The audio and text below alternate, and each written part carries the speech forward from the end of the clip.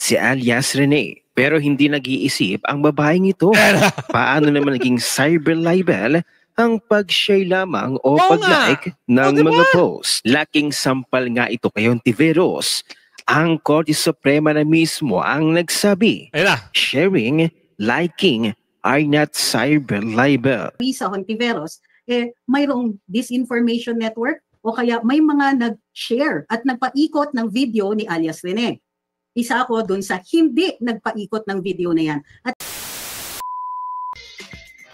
Yes. Magandang hapon muli sa ating mga kasama. Nandito na naman si Kuya Goods nagbabalik. At syempre, kung hindi ka pa nakasubscribe sa ating channel, pa-subscribe na lang po at hit mo na rin yung bell para lagi kang updated sa ating mga video. Nakarma na nga ba? Ito si ate, si Boss Amo Manager.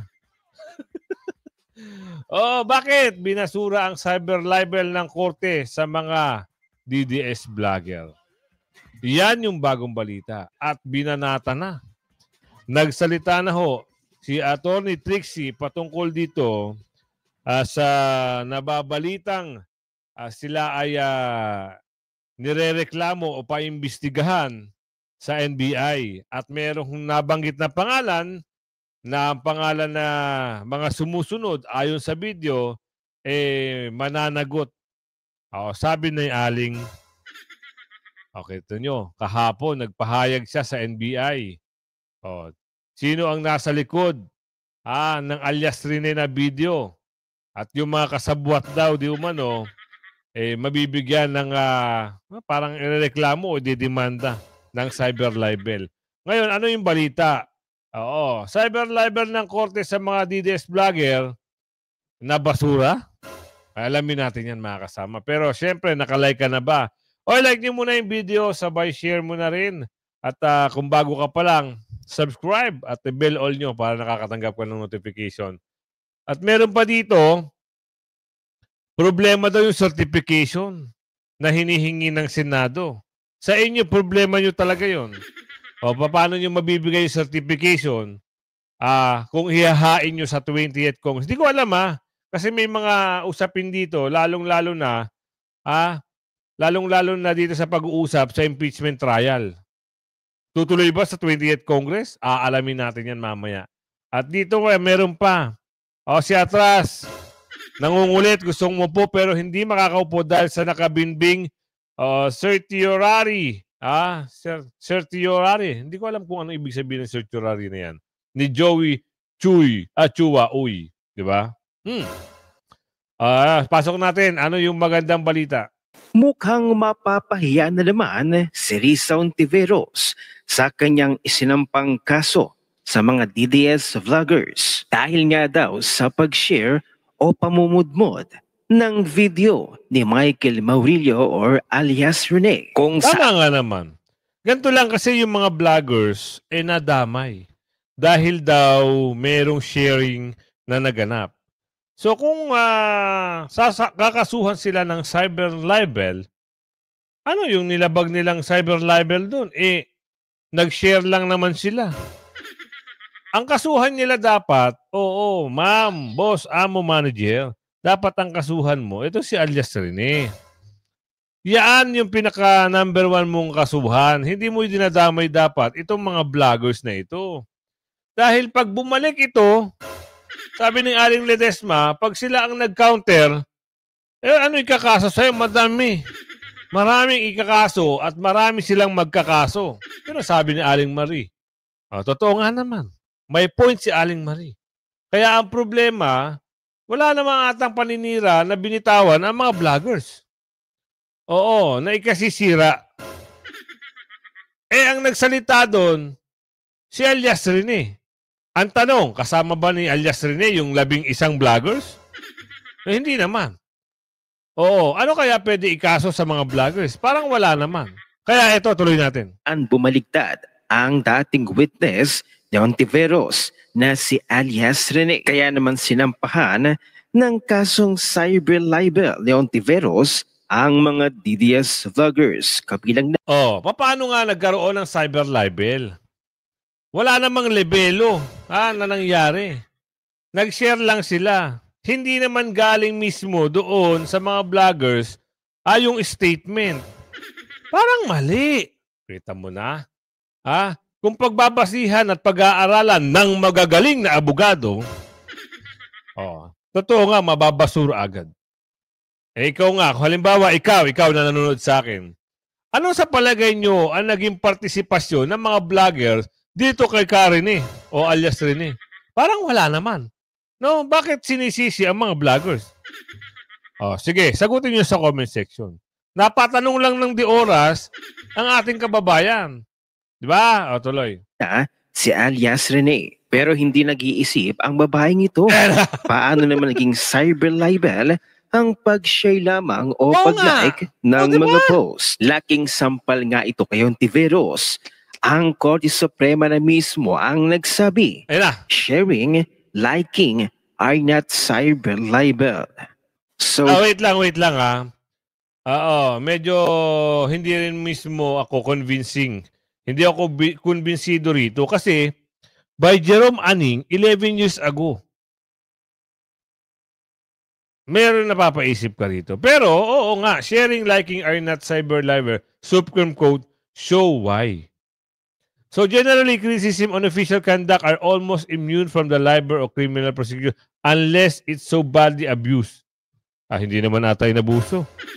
Diba? Shiner lang. Pero kung halimbawa ito lang napatanong lang ako 11 years ago kasi. Oo, nandun na tayo. Kaso masyado nang mahaba yung post na ito. Saan man kinuha to? Dito pala kinuha ni kaibigan Robin. Isipin na lang natin, totoo na hindi cyber libel ang pag-share. Unless, kung ikaw mismo nag-post. Diba? Pero yung sharing, hindi naman libel yun. Wala namang atang liability. Diba? Sa tingin nyo mga kasama, ikaw nanonood sa akin, oo. Ano ang liability na nag-share? Ano ang liability na nag-post? Magkaiba yan. Yung share, normally pwede mo i-share kahit sinong individual, sinong tao, pwede kang mag-share. Diba? Para saan pa magkaroon ng sharing? Sa mga ganyan. Halos lahat naman pwede mag-share pagdating sa social media. Pag na-share ba, lahat kakasuhan? Doon kayo mag-focus doon sa taong nag-post. Doon sa taong sumira. Sino ba nagsalita? Si alias Rene. Si alias Rene ngayon, ang kasuhan nyo. Wala na, tapos na. Generally, criticisms on official conducts are almost immune from libel or criminal prosecution unless it is so badly abused. He said, Supreme Court has said that government officials should not be onion skinned, and attacks on them are fair game. On the other hand, personal attacks on another person are subjected to general laws like cyber libel, so netizens should take great care not to abuse their right to post opinions on social media. On the other hand, sa kabilang banda, yung personal attack on other person are subjected, kagaya yung ginawa ni alias Rene, yun ang pwedeng sabihing cyber libel. Kaso nga lang, depende nga yung sa sitwasyon. Baka meron talagang mabigat na pinanghahawakan itong si alias Rene, kaya niya, nilabas yung video. Para saan? Para maging aware ang taong bayan na merong ganong nangyari. Na hindi natin alam, hindi nyo alam, at hindi alam ng sambayan ng Pilipino na nagkaroon pala ng malaking halaga para lang, idiin, yung mga nababanggit na pangalan. So, pag tinimbang ng korte yan, ng abogado, at ng judge, na patunayan na totoo yung sinasabi ni alias Rene, yung babae rito, magkakaroon ng problema. Yan ang katunayan dyan. Pero, iwas pusoy dito, hindi iwas pusoy. Hindi na masasama dito yung mga vloggers kasi hindi naman sila yung mismo na gumawa ng video at nag-post ng video. Diba? Yung iba nag-share lang, yung iba nag-reaction lang. So, isip-isip din kasi pag may time. Generally, simply sharing or liking a post on social media that contains defamatory content does not constitute cyber libel, as the maliwanag. act of sharing or liking is not considered the original creation or publication of the defamatory content. The original author or poster is typically held liable for cyber libel. Yun, yung author. Maliwanag. Kahit sabihin natin 11 years ago, kasi kanina kala ko matagal na, pero tama din yung sinasabi dito. So, magaling, sa magaling, alam na natin. Kaya medyo pahiya dito ang babae. Ngayon, kung ang tawag doon, ipupush pa nila yung kanilang gusto mangyari dahil meron silang target na mga vlogger, sabi ni Aling Ledesma, kung ang target dito ay mga vloggers lang pala, hindi ho pwede na ipatawag at hindi pwedeng kasuhan dahil hindi naman sila yung mismong author na nag-post. Kundi si, alias Rene, kung tawagin ay Michael. However, if sharing or liking is accompanied by malicious intent or if the person actively promotes the defamatory content, there could be potential liability. Malinaw na malinaw yan. Supreme Court mismo ang nagsabi. Hindi cyber libel ang sharing ng mga videos or post. Kung ang ginawa ni Ontiveros ay nagsampa na lang muna ng kaso versus alias Rene. Yun ang sinasabi natin. Direct to the author. Yun ang sinampa mo. Kaso nga lang, nagbitaw kayo ng pangalan, sabi ni Aling Medina, nagbitaw kayo ng pangalan na alarma ngayon itong mga vloggers, may umalma. Ano kaya ang magiging kahatnan na to?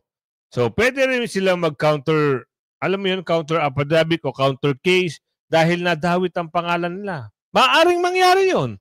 Kasi, yung kakalag ka rin mo yung pangalan ng mga vloggers na ito, at ikaw na ang magiging author niyan eh. Ikaw na ngayon ang nababalita, ikaw na mag-aano. Siyempre may counter naman yang mga vloggers na yan. Agaya ng isang video na ito. Ito yung sinasabi natin. Mahirap mag-imbento. Kaya nga, dapat yan, nagbe-base kayo sa video. Ngayon, bibigyan nyo ng reaction. At kailangan masustansya yung mga, binabalita nyo o nire-reactionan nyo o yung mga pinapahayag nyo. Kasi kung gagawa kayo ng statement o gagawa kayo ng video na sarili nyo, gawa-gawa nyo lang, maraming yan. Marami ho niyan. Sandamakmak sila dyan. Yung mga vlogger, naku po, sandamakmak sila dyan. Gawa-gawa kwento, gawa-gawa istorya, pagdating ng wala naman palang katotohanan. Tuloy natin. Makakausap naman natin ngayon, vlogger and former Press Secretary Trixie Cruz Angeles. Magandang gabi po sa inyo, Attorney Trixie. Magandang gabi din po sa inyo. First of all, Attorney, ano ho ang reaksyon ninyo dito? Ayan, pakinggan nyo mabuti mga kasama ha. Kung ano yung pahayag ni Attorney Trixie Cruz, kaugnay at patungkol dito sa binitawang salita ni Madam Kaayo. Sa cyber libel complaint ni Senador Risa laban sa inyo?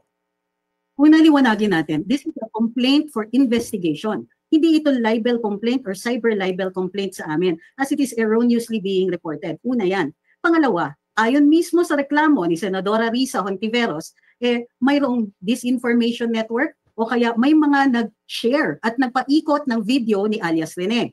Isa ako dun sa hindi nagpaikot ng video na yan. At minsan hindi namin ni-repost sa kahit anong social media platform. Gayunpaman, kung ang pinupuntirya niya ay yung pagkomento namin sa paglabas ni alias Rene, ito ay bahagi ng ating karapatan magsalita at magpahayag dahil pampubliko po ang paglabas ng statement na yon. But in spite of that, pinost din namin ang kasagutan ni Senadora Risa at nag-post din kami tungkol sa kanyang press conference kung saan inilahad rin namin ang kanyang panig.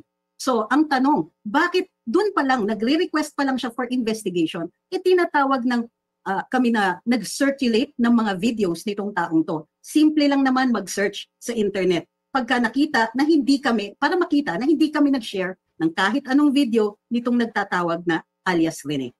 In the first place, Attorney, kilala niyo ho ba ang nasa likod nitong Pagtanggol Valiente account? Actually, hindi ko kilala either that account o mismong itong si alias Rene. Ngunit sinubaybayan pa rin naman natin yung saga na yan dun sa Senado. Although not even very much. Kukunti lang ang mga dati naming mga posts tungkol dito. In fact, 0. Pero nung pagpahayag nitong si alias Rene tungkol dun sa kanyang pagbabaliktad, edi natural magkukomento ang mga tao dahil pampubliko naman yung pag-post nitong video niya. Ano ho ang mga... Tama yung sinabi ni Atty. Trixie. Magkokomento ang tao, magre-reaction ng tao. Bakit? Bakit? Kasi nagpahayag yung alias Rene ng biruin nyo ano ba tawag doon? Isang matinding pasap. Parang mahirap kasi magsabi ng word na yun dito sa Parang nagulat ang mga tao, yung shocking moment, shocking video, na ikaw ay magugulat dahil merong ganung bagay pala. Kahit nga ako nagulat nagulantang din ako. Meron palang ganun. Oo, big amount ang nilalabas nila para lang, alam mo yun, para may makuha silang witness at magkaroon sila ng, bibigyan lang natin ng kasi total, andyan na yan, na pag-uusapan di ba? Nagulat ang sabayanan. Kaya kagulat-gulat na merong ganung bagay. Mantakin nyo milyones ang usapan para lang magkaroon ng isang star witness. Milyon ang usapan. Di ba? At meron pang pabahay, kondo. Binahay sa kondo. Nak ng tipaklong. Biruin nyo yun. Ano sabi sa video? Parang ilang months siya nanirahan sa kondo para sa kanyang seguridad. Sino magpapakain nun? Malamang. Sa malamang. Tuloy natin to. Susunod din yung hakbang tungkol dito sa legal action ni Senador Risa? Tignan po muna namin kung kami ba ipapatawag ng NBI tungo dito sa sinasabi niyang reklamo. Ngunit isang cursory na pagbabasa lang doon sa aming mga posts o sa social media platform namin o kahit panoorin nila yung mga Facebook Live na ginawa namin tungkol dito, we had been fair. In fact, pinuri pa namin si Senadora Risa dahil tama yung kanyang pagpuntirya doon sa mga sinabi ng alias Rene sa kanyang video. Maaari namin gawing available ito kay Senadora kung siya lang po ay nagtanong sa amin. Sana hindi ganito. Sana hindi siya nagko-conclude at naglabas na kaagad ng mga pangalan, hindi pa pala sila nakakabasa ng aming mga social media posts. Tama. Ano po ang nakikita ninyong implication sa mga vlogger tulad ninyo dahil dito sa legal action ng Senadora? Actually, ang nakikita namin dito ay may ilang mga government officials na nasasanay na gawin kaming whipping boy. Kami na lang parate, kami. Tignan ninyo, wala nang nag-circulate, at least ako, and most of the people dun sa listahan niya, hindi ni-repost yung video na yun. Pero unang-una kaagad kami ang pinupunterya dito. Tandaan po natin, may karapatan pa naman magsalita, magpahayag. At kung tama naman ang sinasabi, ano ang ikinagalit ni Senadora Risa dito? Gayon pa man. May point na naman si ma'am. Kumbaga, ambara kumbaga sa battle, ambara ay ang puntos ni Ma'am Trixie. Bakit? Kinumentuhan lang ng mga taong nakapanood kung ano yung kanilang opinion at reaksyon. Every individual, merong mga ganong pananaw. Kahit ikaw, nanonood sa akin, di ba? Pag may napanood kang kakaiba, magre-react ka, magkukomento ka, at ang kagandahan doon, magkakaroon ka ng, dito, kukomment ka sa comment ko, sa comment section, di ba? Kaya, may pumasok. Kaya yung mga ganyang bagay, dapat hindi, sabi nga doon pag ikaw ay public servant at hindi mo kaya, hindi mo maatim yung mga natatanggap mong mga criticism at paninira sa iyo, ay resign na. Huwag na kayong magserbisyo kung kayo ay balat. Tuloy nyo. Karapatan niya na magpaimbestiga, karapatan niya mag-file ng kaso kung sa tingin niya agreed siya. Kung sa tingin niya siya po ay nasira o siya po ay naakusahan dito unfairly, wala kaming problema doon. Ang problema, yung kanyang paglalahad, pagsasabi. Ito sa karapatan nga. Karapatan. Kung nasira ang pangalan, pero hindi din sa mga vloggers. Doon kay alias Rene. Kasi kinaladkad ni alias Rene ang pangalan niya. Ngayon, kung hindi naman lumabas si alias Rene, hindi rin natin malalaman na ganito pala yung usapan, merong involved na pera. Di ba? Mas maganda na rin silang dalawa ni alias Rene ang mag-usap sa korte. O kaya ipatawag niya sa Senate at paimbestigahan. O kung sino man ang hawak na sinong committee chair na pwedeng humawak dito sa Senado, ipatawag at lalabas dyan ang tunay. So ngayon, kung may pagkakamali at mali talaga yung hatol, pakawalan niyo si Pastor Kibuloy dahil nakawawa naman yung matanda. Matanda na rin ho yun. Di ba? Naperwisyo ang matanda. Napakabuti ng tao. Naperwisyo dahil sa mga, sabi rito ni Aling Ledesma, tanim. Bahagi ng misinformation network o kaya nag-circulate ng mga video nitong taong ito, then konting checking naman sana. Attorney Trixie, for context, ano ho ba yung inyong komento in the first place tungkol doon sa video? Doon sa video, kasi medyo live kasi yun sinabi ko, bago namin tinalakay, sabi ko, may naglabas ng video na ganito. Ito ang summary. Pero gusto kong ipaalala sa lahat na hindi ito under oath at hindi pa ito nasusumite sa hukuman. And therefore, yung sinasabi nitong si alias Rene ay hindi pa napapatunayan. Maaari nyo pong i-check yung Facebook live namin doon.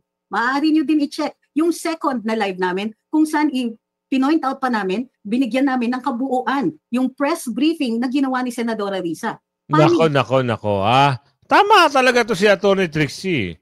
Kumbaga, itong mga statement at video ni alias Rene ay walang panunumpa, walang oath kung lahat ito ay allegation lang niya, di umano.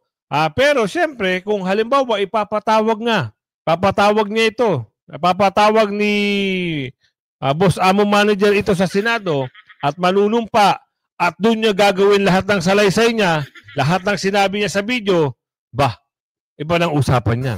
Yan na yung makatotohanan. Makatotohanan, bakit? Nanumpa na. So pag yun, nagsalita ulit siya, inulit niya yung lahat ng sinabi niya sa video, laban dito kay Madam Chair, sigurado, battle of the brain na ito. Pagalingan ng abogado.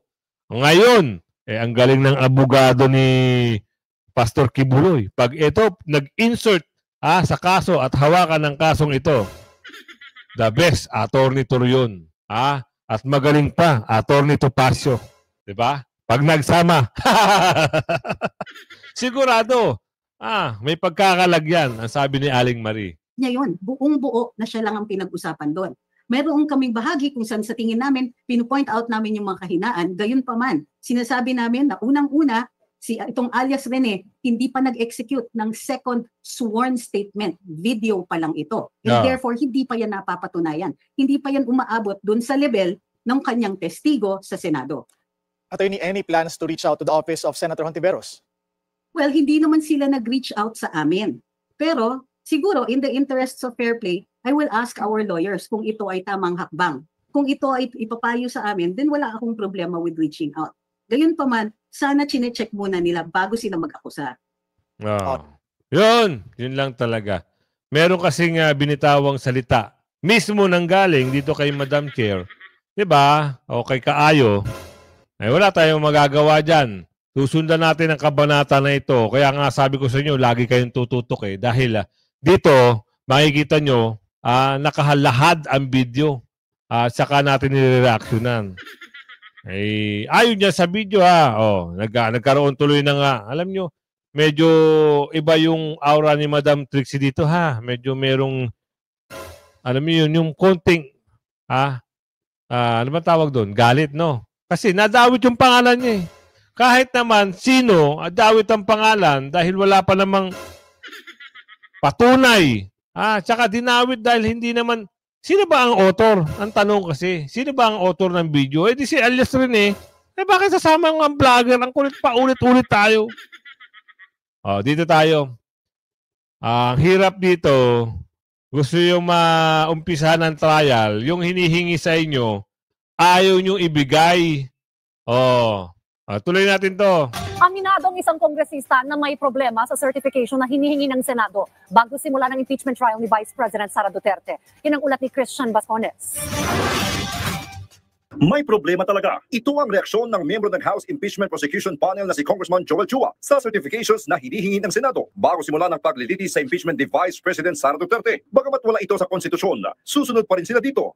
Sa akin kasi yung second requirement na binabanggit nila, actually, to be honest with you, itong nire-require po sa amin, we believe na parang medyo hindi may problema talaga, questionable. But just the same, the reason why we are complying it. Matatandaang hindi nasimulan ang impeachment trial sa dahilan ng Senado na kulang ang panahong ibinigay sa kanila. Sa botong 18/5, nagdesisyon ang Senado na ibalik ang mga articles of impeachment sa mababang kapulungan at na-require na magsumite ng 2 certifications, ang compliance sa 1-year bar rule at ang pagpapatunay na nananatiling matibay ang desisyon ng Kamara sa pag-impeach kay VP Sara. Naniniwala si Chua na hindi na ito kailangan. Ha? Bakit hindi? Eh, ni-required nga kayo. Ibig sabihin, kailangan ng mga senador. Kung halimbawa, ang 1-year bar o 1-year ban, magsusulong uli kayo ng panibago sa 28th Congress, sasagutin yan ng magaling na abogado ni VP Sara. Ito namang certification na hinihingi sa inyo kung ipagpapatuloy nyo yung impeachment kay VP Sara, sasagutin din yan. Bakit? Bakit? 28th Congress, tapos na ang 19th Congress. Ganun lang yun. Sabi ni Aling Marie, kayo naman napakahina nyo sa math. Simpleng kalkulasyon lang yan, pinapatagal nyo pa. Ang mga pwedeng sabihin nyo na lang dapat, wala na kayong magagawa. Alam nyo ba? Alam nyo? Kasi ang tagal nyo na eh. Hinihingi na sa iyo ng mga, hinihingi sa iyo ng Senado, hindi nyo kayang i-comply. Nag-iisip kayo. Kasi pag binigay nyo yung requirements o yung certificate, tapos ang karir nyo, dismiss ang kaso. Kaya ayaw niya na ibigay na maaga, sabi ni Aling Lorraine. Bakit? Kasi nga may 1-year bar, 1-year ban. 'Di ba? Ganun lang. Simplihan lang natin. Ayaw naman namin na mapagbintang kami na we are delaying the hearing, the impeachment hearing. So kaya nga sa feeling namin, hindi naman, in fact, pati yung submission ng certification na hindi naman kailangan eh. Hiling naman ni re-elected Tingog Party List Representative Jude Asidre na huwag lunurin sa teknikalidad ang proseso. Simple lang naman anya ang layunin ng prosesong ito, ang mapanagot ang may sala o malinis ang pangalan ng walang kasalanan. Mapanagot ang may sala, malinis ang Tigil-tigilan nyo kami. Isa lang ang mga biniran nyo. VP Sara lang. Bakit? Di ba amo mo si Balulong, sabi ni Aling Ledesma. Di ba may pangarap niya maging presidente? Yun lang, nung una pa, si VP Sara lang, ang gusto niya lang, sirain. Confidential fund, doon lang sila nakatutok sa confidential fund ni VP Sara. Wala silang ibang tinignan na confidential fund, bukod tangi lang kay VP Sara. Ano nangyari? Hindi pa rin kayo umuusad. Hanggang sa, ito na lang certification na lang hinihingi sa inyo, hindi nyo pa maibigay. Bakit? Ano nangyari? Kasi posibleng ma-dismiss. Ano na naman hinihintay nila? Hinihintay nila yung pagkatapos ng SONA sa July 28. Dahil, sino nagsabi? Sabi ni Escudero, ni Mamang Quezon, walang trial na mangyayari. From June 30 to July 28, walang trial na mangyayari. Doon pa lang sampal na yun. Sa mga bakulaw at mga durobo. Hindi na uusad dyan. Sa tingin nyo, ano sa palagay nyo? It should not stifle the need of the people to be able to know the facts of the matter. It should not stop and should not prevent and should not delay any further our need to present evidence, diba? And for our institutions, for the Senate, for example, for the House serving as prosecutors to make their case, and for the defense even, to show. Kaya sabi namin, kung may ebidensya, convict. Pag wala, acquit. Let the process go on. Ibigay niyo muna yung certificate na hinihingi ng mga senador. Actually, handang-handa naman si VP Sara dyan eh. Ilang abogado, 16 na abogado ang naka-ready kay VP Sara. Nakahanda na. At meron na silang pinapunta ron, sinagot na yung summon. Diba? Ang inihintay na lang, yung sinasabing certification, bakit hindi nyo maibigay? Sabi ni Aling Ledesma. Para maiwasan na masabihan daw na nag-aabogado ang Senado para sa Vice Presidente, dapat anya masimulan na ang impeachment trial at doon sasagutin ng mga prosecutors ang mga katanungan ng impeachment court. Hiling ng miyembro ng prosecution panel na gawin ng mga senador na tumatayong hukom ang responsibilidad nila bilang tagalitis ng kinakaharap na impeachment ni Vice President Duterte. Well, with all due respect sa Senate, ayaw naman din natin sabihin na they're trying to delay. But tayo, as a part of the panel of prosecutors, hinihingi lang namin, sana, gampanan namin lahat yung aming mga constitutional mandate. Anak ng tipaklong. Tapusin nyo muna yung nababalitang problema doon sa Maynila. Dahil yung bolt, na 2 bolt di umano na nakita sa video at nawawalang ilang milyon at naubos, parang sinabi kinas advance at naubos ng isang araw lang yung 130 million something di umano. Ayun muna ang asikasuhin nyo. Nagbida-bida na naman kayo rito sa mga usapin na ito, pero yung usapin sa Maynila, may umaalingasaw. Hayaan nyo na. Yorme, ikaw nang bahala dyan ha. Total naman alam naman natin may gobyerno na naman ulit ang Maynila. Paki-imbestigahan nga yung pag-uusap doon sa nawawalang mga pondo. Tuloy natin ito. Ano man meron dito? Certiorari. Hindi makakaupo. Bakit? Hindi pa. Hindi din siya makakaupo. Kasi nakabinbin pa yung appeal, yung question ni yung certiorari ni Joey Uy. Itong nangyayari issue dyan po sa 6th District po sa Maynila sa pagitan po ni Joey Uy at Benny Abante. Kasi nga, diniskwalipika ng Commission on Elections o COMELEC itong si Joey Chua Uy bilang kinatawan po dahil hindi raw siya natural-born Filipino. Ayon nga sa COMELEC, nakuha ni Uy ang kanyang Filipino citizenship sa pamamagitan ng naturalization ng kanyang ama at hindi sa pamamagitan po ng kapanganakan na isang pangunahing requirement po para maging miyembro ng House of Representatives. Ano ho ba ang masasabi po ninyo? Ganito yan, Kuya Jay and Kuya Admar. Ang objection ko dyan sa COMELEC is that they should have decided on that issue bago pa yung halalan. Hindi after na ng halalan na nanalo na yung si Joey Uy, di ba? I believe that na-file yan before the elections. And kung makikita ninyo, minamadali nga ng 2nd Division. July 16 yata, dinisqualify nila si June 16 dinisqualify nila si Congressman-elect Joey Uy, and then nag-file siya ng motion for reconsideration on June 23, and then dininay ng COMELEC and Bank yung motion for reconsideration by June 30. Before 12 noon ni-release nila yung resolution. So makikita po natin dyan yung attempt na ihabol talaga while the COMELEC still has jurisdiction. Kasi after June 30, after 12 noon, any question on the election, returns, or qualifications of members of the House of Representatives falls within the jurisdiction of the House of Representatives. So wala nang jurisdiction yung COMELEC.